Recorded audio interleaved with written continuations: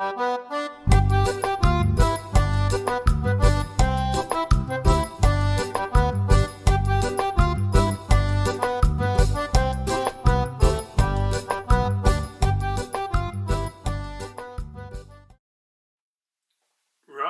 well, we had our little poll, and banana custard was just slightly pipped by my Black Forest trifle, which I did in the last food video.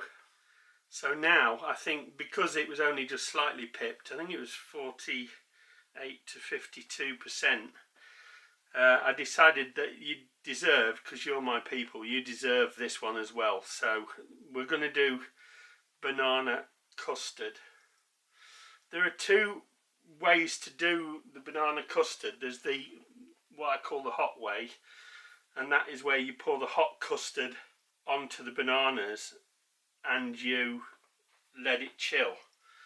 That's the hot method. Now, there's advantages and disadvantages to both methods, and each method has its own aficionados, and some people really don't like the hot method, my brother being one of them.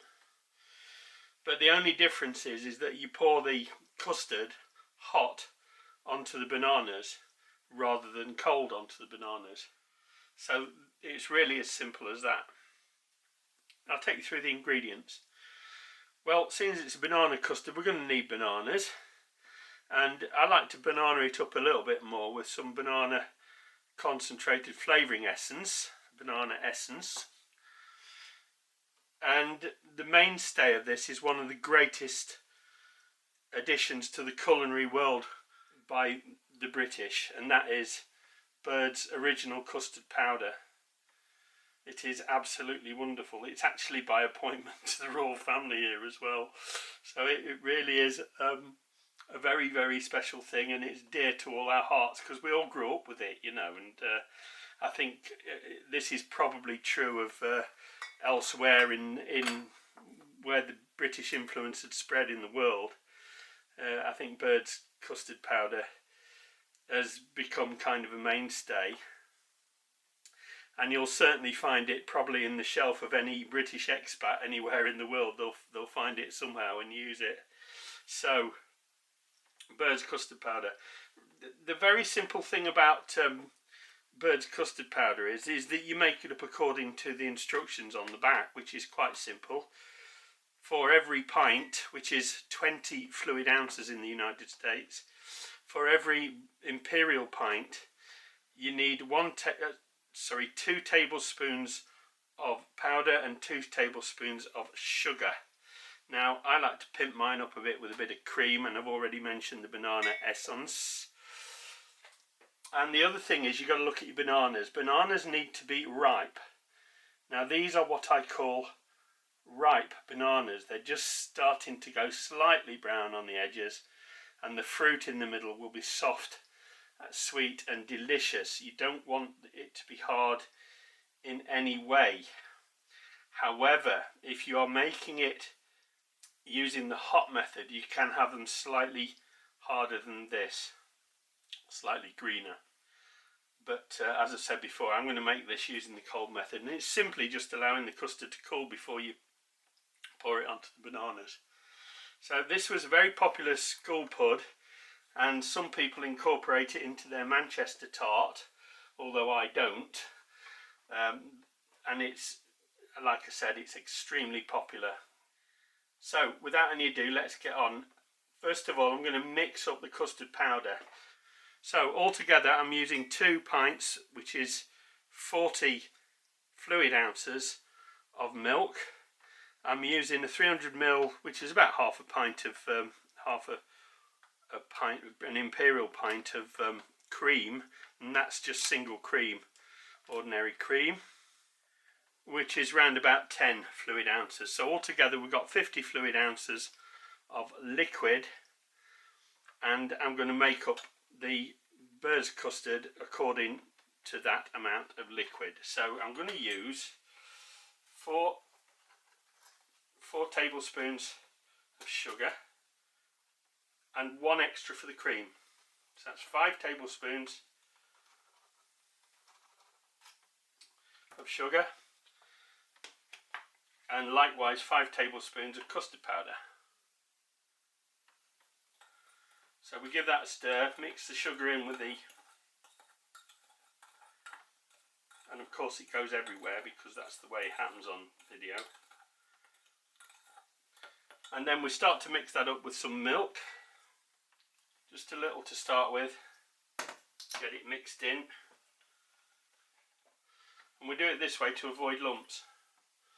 We don't want lumpy custard, boys and girls. Lumpy custard is not good. And I stir that in well to make sure it's properly mixed in. Now, because custard powder contains corn flour, cornstarch, it does have a tendency to settle. So I'm going to gradually add milk now. And at this stage I want to add in some banana essence. So I'm going to add in 1, 2 and a half of those, I think. God, that really is a powerful smell. That's really powerful banana smell. The smell reminds me of these banana ice lollies, popsicles we used to get as kids. It really does smell strong of banana. Right, so that's all mixed up. So now we've just got to get it into the saucepan. So into the saucepan goes all my milk, plenty of milk, lots of pud. It's going to put a smile on my brother's face. And then stir in the custard mix. You might get a few little lumps in the bottom like that. What I do is I smash them up with the back of the spoon and mix them up with some more milk. We don't want to waste it, do we, boys and girls? We do not want to waste it. And then as that's coming up to heat, make sure you keep it stirring because you don't want it to stick to the bottom. You don't want a load of sludge on the bottom. Keep your eye on it. Don't bring it too quickly up to heat either. Okay, as it comes up to heat, your kitchen will fill with the gorgeous smell of banana. You'll find it's really trying to stick to the bottom. It's also thickening very quickly at this point.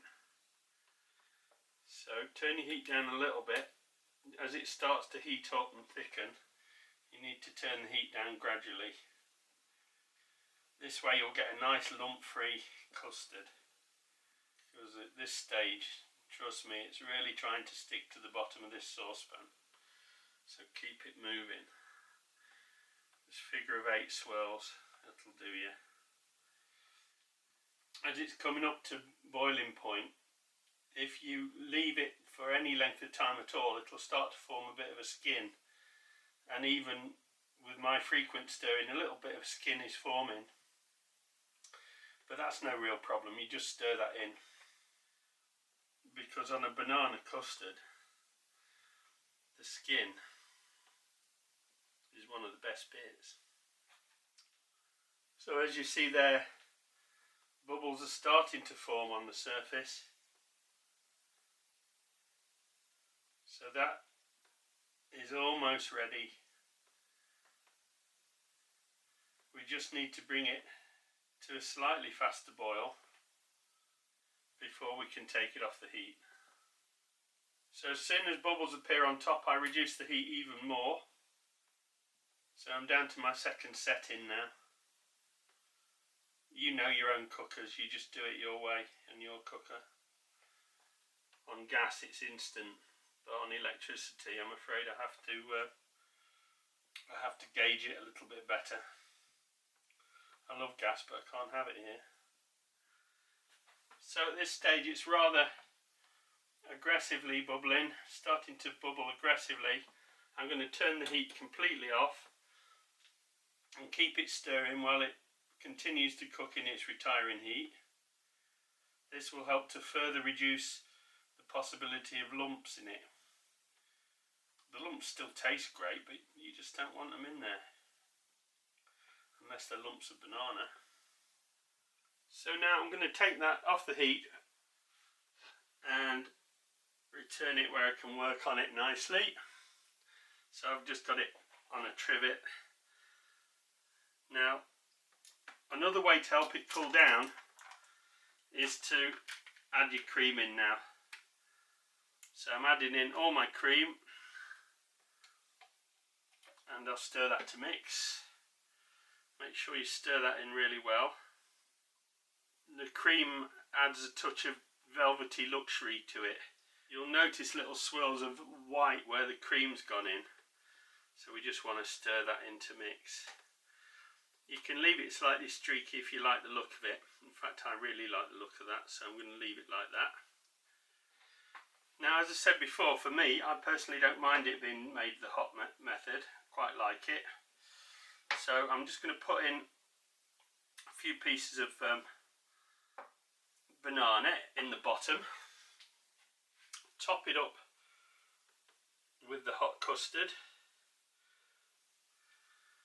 And then we let that chill and then dress it. Once it's chilled, we dress it with another little bit of banana on top to make it look fancy. So we now put that aside and let that chill. So here I've got one made that I made earlier by the hot method, which has the banana in the bottom, and that has the effect of making the banana quickly ripen and go much sweeter.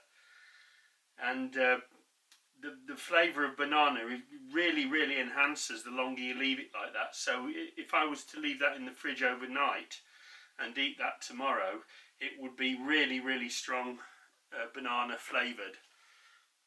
It probably won't last that long because it's looking rather too good.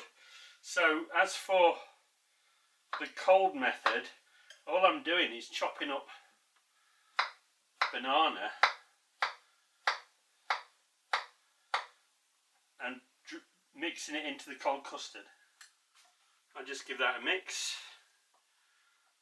And what I will do with that now is just chill that in the fridge until it's really cold. So to present, take the chilled cold banana custard, and I'm going to put a few bits of additional banana in the bottom of the glass. Spoon in the cold banana custard. It's got banana pieces in it as well. Top it up to about there. And put a couple of pieces of banana on top. Plenty of banana, because this is a banana custard. Then I'm going to pour on a little bit more cream.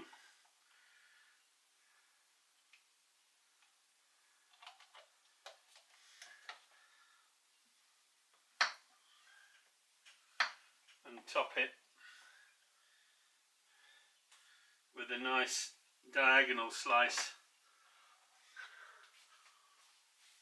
of banana. Gorgeous. Hey guys, I just want to introduce you to a new friend of mine called Daz Down Under. Daz does great reviews. He's a super fun channel, and he's a good friend of mine. He's recently featured me on his channel, and if you get down to his channel, I'll put a link below underneath the video, and he'll also be up in the cards and at the end of this video, so you can check him out. So go down there. He's from Tasmania, or he lives in Tasmania, and like I said, he's super fun. He does reviews of fast food, takeaways, anything like that, beers, and he's just wonderful fun. So check him out. Make sure you give him a like and subscribe, and give him all the love he deserves.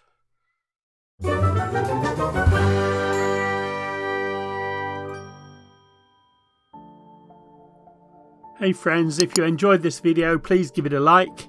If you would like to follow my channel, please subscribe, and don't forget to click the bell icon and select all to receive notifications for all my future videos.